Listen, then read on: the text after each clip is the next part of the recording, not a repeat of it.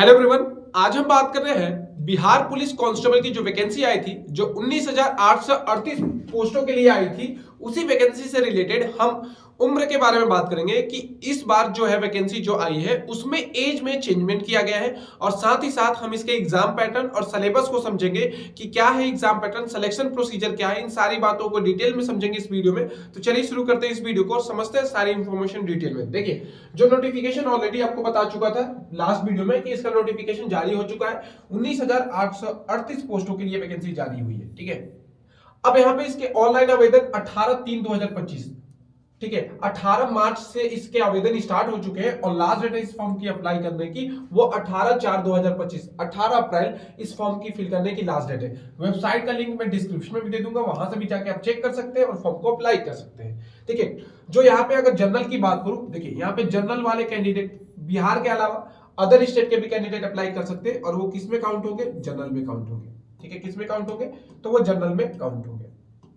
अगर बात करें इसके बाद, तो यहाँ पे ईडब्ल्यूएस की बात करूं तो ईडब्ल्यूएस के लिए यहाँ पे टोटल पद आई है 1,983 पोस्ट, जबकि जनरल के लिए 7,935 पोस्ट रखी गई है। एससी के लिए, अनुसूचित जाति के लिए यहाँ पे 3,174 और अनुसूचित जनजाति के लिए 199 पोस्ट रखी गई है।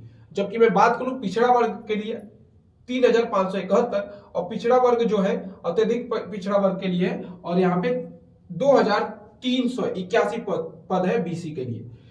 ठीक है, अगर बात करें महिलाओं के लिए, तो महिलाओं के लिए 595 पोस्ट रखी गई, टोटल मिला के इतनी पोस्ट रखी गई। देखिए, जो जो चीजें हमें पता करनी है वो है हमारी यहाँ पे कि क्या है सिलेक्शन प्रोसीजर। देखिए, सबसे पहले आपका जो शारीरिक मापदंड होगा, शारीरिक मापदंड मतलब आपकी पीईटी और पीएसटी टेस्ट होंगे, फिजिकल एफिशिएंसी टेस्ट होंगे। उसमें सबसे पहले तो आप क्या होने चाहिए? इंडियन सिटीजन होने चाहिए।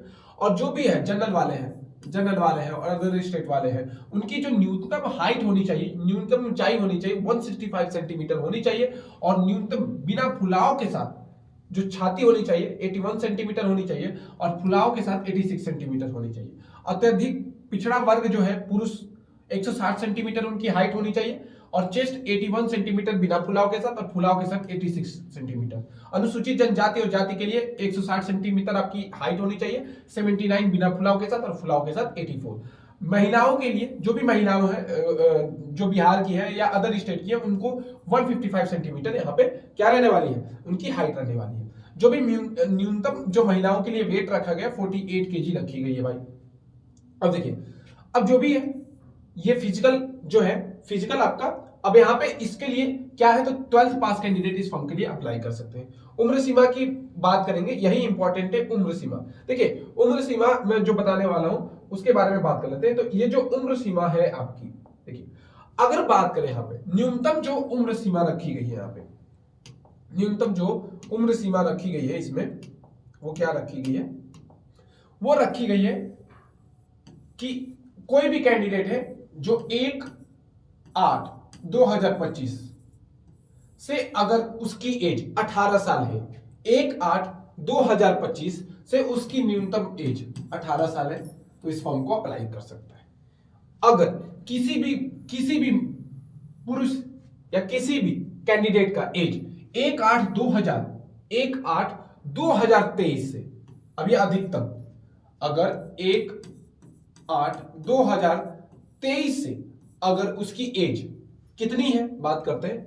अगर कोई भी कैंडिडेट 1/8/1998 से है और 2007 तक उसकी एज है, 1/8/1998 से लेके 1/8/2007 के बीच में है, और वो जनरल में है, तो इस फॉर्म को अप्लाई कर सकता है एज में।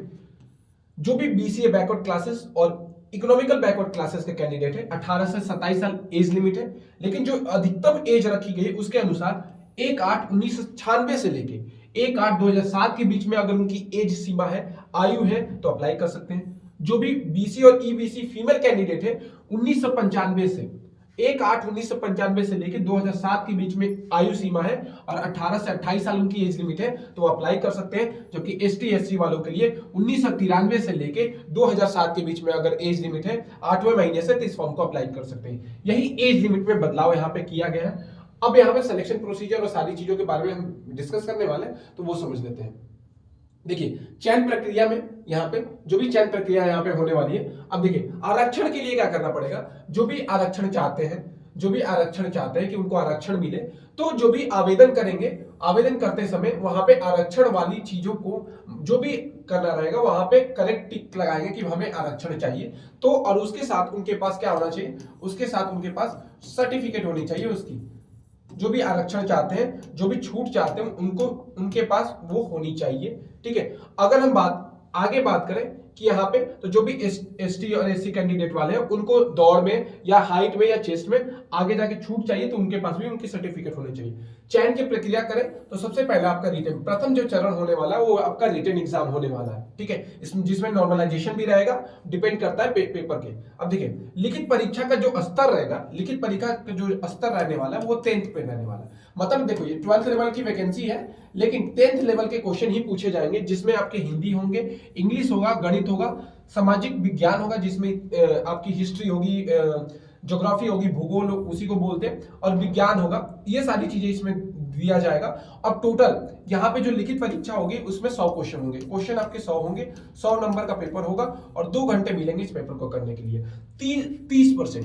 30% यहाँ पे मिनिमम आपके नंबर आने चाहिए इसको पास करने के लिए। देखिए, लिखित परीक्षा आपकी जो कटअप को नहीं डिसाइड करेगी, फिजिकल डिसाइड करेगा। ठीक है, द्वितीय जो चरण है संरक्षित दक्षता, जिसको बोलते हैं पीईटी।